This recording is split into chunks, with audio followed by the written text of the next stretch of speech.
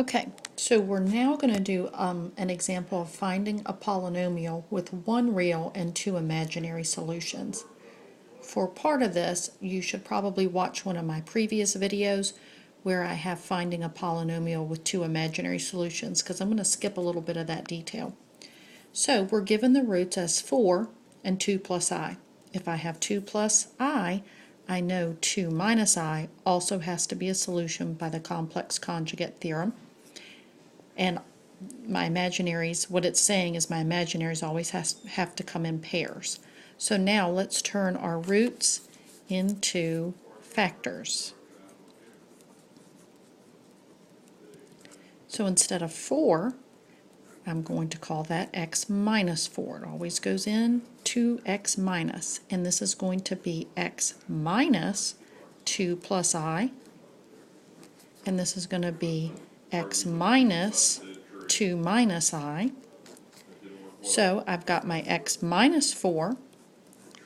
And then I've got to distribute this, and this would be part of the other video that I would ask you to watch. So when I end up multiplying these together, I'm going to come out with x squared minus 4x plus 5. Now I have a binomial times my trinomial. Easiest way to do this and make no careless errors would be to break this apart. X times the trinomial, x squared minus 4x plus 5. And then I'm going to have my minus 4 times x squared minus 4x plus 5. So I've got to distribute my x cubed minus 4x squared plus 5x. Distribute your negative 4 and watch that negative sign. We can make lots of mistakes with those. Plus 16x minus 20. Combine your like terms. X cubed minus,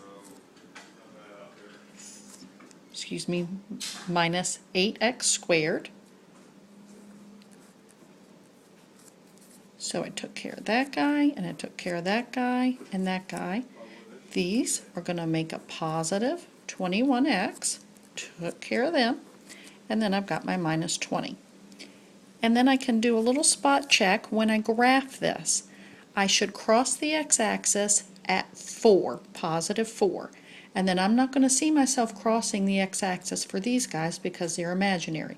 So if I cross the x-axis at only 4, then that's about the best that I can do to check my answer with my calculator.